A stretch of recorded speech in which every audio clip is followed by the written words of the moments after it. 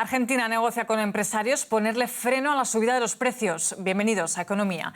Eso sí, si dichas negociaciones fracasan, el gobierno de Alejandro Fernández está dispuesto a determinar los precios máximos de los alimentos.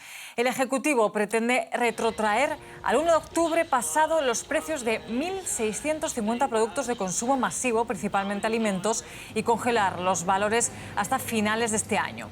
La inflación en Argentina creció en septiembre pasado el 52,5% interanual y acumuló un alza del 37%. El gobierno advirtió que en la primera quincena de octubre se registraron subidas de entre el 10 y el 25% en alimentos y productos de limpieza e higiene personal. Una situación compleja en la economía argentina que comentamos ahora mismo con nuestro compañero en Buenos Aires, Alejandro Rebosio. Alejandro, gracias por acompañarnos. En primer lugar, ¿cómo se prevé la negociación con el sector alimenticio? ¿Cederán los empresarios a congelar los precios? Los empresarios tienen hasta todo el día de hoy para responder a la requisitoria del gobierno de Alberto Fernández, que envió anoche una lista de 1.650 productos para retrotraer los precios al 1 de octubre y congelarlos hasta el 7 de enero. En las empresas dicen que esa lista que envió el gobierno implica una rebaja de precios del 25% en promedio respecto a los valores actuales. Las empresas por ahora no están contestando en forma individual. Lo que hicieron fue, a través de la Coordinadora de Industrias de Productos Alimenticios, COPAL, que es la cámara que incluye a todas las cámaras del sector de alimentación de Argentina, emitieron un duro comunicado diciendo que necesitan dialogar y que por ahora el gobierno no está planteando un esquema para dialogar. Plantea que hay que responder en 24 horas. A su vez, el nuevo secretario de Comercio Interior de Argentina, Roberto Filetti, ha amenazado con que si no hay acuerdo va a aplicar la ley de abastecimiento. Y por lo bajo, las empresas lo que responden es que esa ley de abastecimiento, que fue creada en 1973, nunca se aplicó y que si se aplica recurrirán a la justicia. Sin embargo, Alejandro, los economistas alertan de que congelar los precios no será efectivo para frenar la galopante inflación. ¿Tiene el gobierno otras propuestas para contener el alza de los precios? Después de la derrota que sufrió el peronismo gobernante en las elecciones legislativas primarias de voto obligatorio de agosto pasado, la principal reacción con la política antiinflacionaria fue cambiar el secretario de Comercio Interior y poner a un nuevo secretario que busca presionar por más acuerdos de precios o controles de precios. Pero desde comienzo de año el gobierno viene aplicando otras políticas para bajar la inflación, como una fuerte reducción del déficit fiscal. Claro que después de la derrota electoral está empezando a impulsar el gasto público para favorecer el consumo y tratar de dar vuelta el resultado electoral en las elecciones legislativas definitivas del 14 de noviembre. Por otro lado, en cuanto a la política monetaria, se mantiene intacta la tasa de interés. Sí están aplicando, por un lado, manteniendo relativamente fijo el tipo de cambio. También están aumentando poco las tarifas de servicios públicos, pero todo este conjunto de medidas no han sido suficientes para que el gobierno logre su objetivo de tener una inflación anual del 29% en 2021. Hasta ahora la inflación está alcanzando el 52% anual. Gracias, Alejandro Rebosio. Estaremos pendientes de esta noticia. Y vamos ahora con más asuntos. El gobierno mexicano prometió este martes acelerar sus metas climáticas tras la visita del lunes de John Kerry, enviado especial de Estados Unidos para el clima. El presidente Andrés Manuel López Obrador anunció que México presentará un informe con los compromisos ambientales actualizados en la próxima conferencia de las Naciones Unidas sobre el cambio climático que tendrá lugar en Glasgow, Escocia, a partir del 1 de noviembre. México se comprometió con Estados Unidos a reducir en un 22% la emisión de gases de efecto invernadero y en un 51% las emisiones de carbono. No obstante, López Obrador no quiso dar una fecha concreta para lograr dichos objetivos. Analizamos este tema del día con nuestro analista José Luis de Haro desde Nueva York. Gracias, José Luis, por estar con nosotros. En primer lugar, José Luis, México no concretó fecha, como decíamos, pero ¿cómo puede beneficiarse de los compromisos establecidos por Estados Unidos?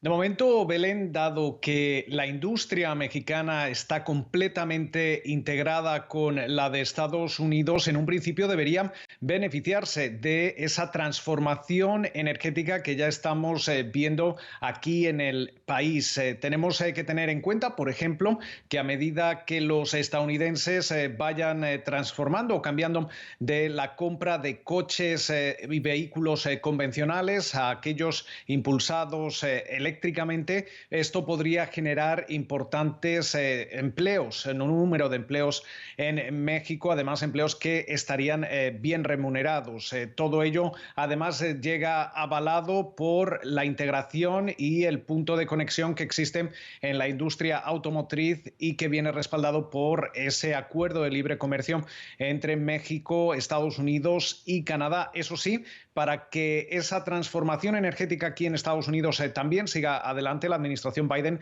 necesita que el Congreso apruebe lo antes posible ese gasto adicional que inicialmente se proyectaba en 3,5 billones con B de dólares y que ahora podría reducirse. Y mientras tanto, es cierto que también los expertos del clima aseguran que esos objetivos que podría plantear Andrés Manuel López Obrador van a ser insuficientes. Y José Luis, la otra pregunta, ¿qué esperan los inversores y los economistas de la próxima conferencia de cambio climático en Escocia? Principalmente, Belén, el objetivo principal es intentar lograr que la temperatura mundial no sobrepase los 1,5 grados centígrados con respecto a los niveles anteriores a la revolución industrial.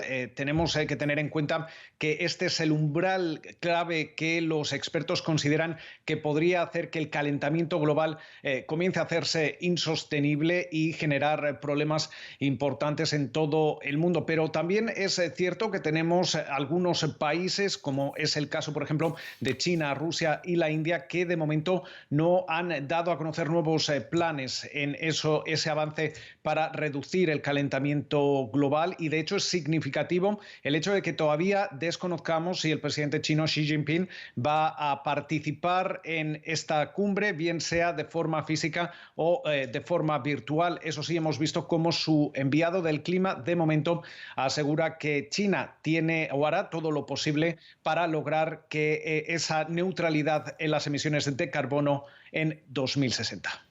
Gracias, José Luis de Haro. El primer fondo cotizado de Bitcoin debutó este martes en la Bolsa de Nueva York. Muchos participantes del mercado de criptoactivos ven en este nuevo producto un mecanismo para popularizar las monedas digitales. Los fondos expuestos al Bitcoin existen en Asia, Canadá y en Brasil, pero es la primera vez que se abre uno en la principal plaza financiera del planeta. La salida de este nuevo fondo impulsó la cotización del Bitcoin en los últimos días. Su precio se ha disparado un 40% en un mes. Las autoridades bursátiles no se opusieron al lanzamiento de este fondo, en tanto sí lo habían hecho en casos anteriores desde 2013.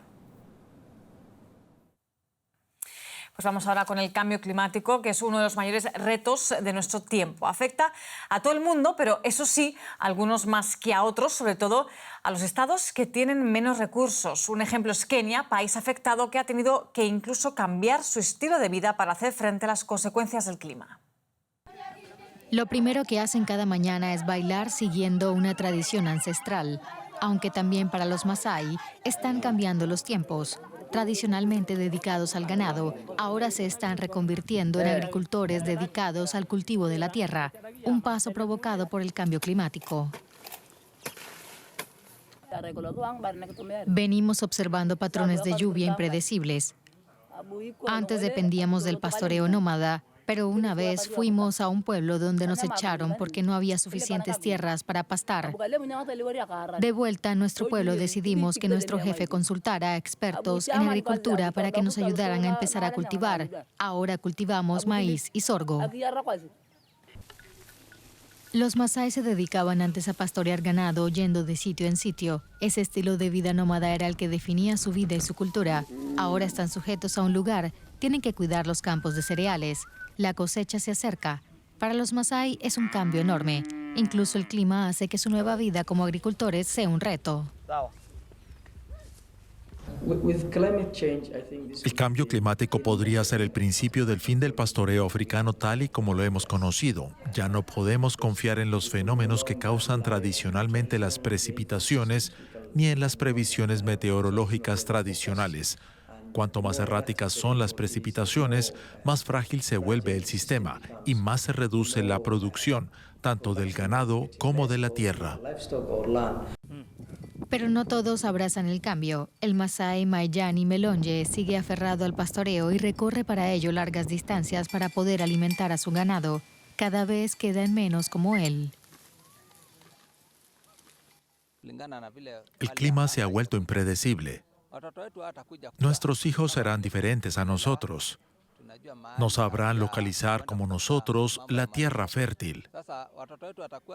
Hablarán nuestra lengua, pero no entenderán las tradiciones masái. Tanto si se aferran al pastoreo como si se pasan a la agricultura, a los masái les resultará cada vez más difícil ganarse la vida. Dependen del clima y este está cambiando rápidamente. Y vamos ahora con un resumen de otras noticias destacadas del mundo económico. Los sectores inmobiliario y de la construcción chinos se contrajeron en el tercer trimestre por primera vez desde el inicio de la pandemia, según cifras oficiales. La caída del sector se produce en el marco de una crisis de endeudamiento de 300.000 millones de dólares de la inmobiliaria china Evergrande, una de las mayores del país. Y sobre este tema, el gobernador del Banco de Francia dijo que no cree que los problemas de Evergrande provoquen consecuencias más allá de sus fronteras, a diferencia de lo ocurrido con la estadounidense Lehman Brothers en 2008. El gobernador, que también forma parte del Consejo de Gobierno del Banco Central Europeo, sostuvo que Evergrande es un problema chino. Punto y final de este informativo económico, pero ya saben que tienen mucho más a través de nuestras redes sociales, donde esperamos sus comentarios. Nos vemos en un rato con más actualidad. Ahora sigan con este canal.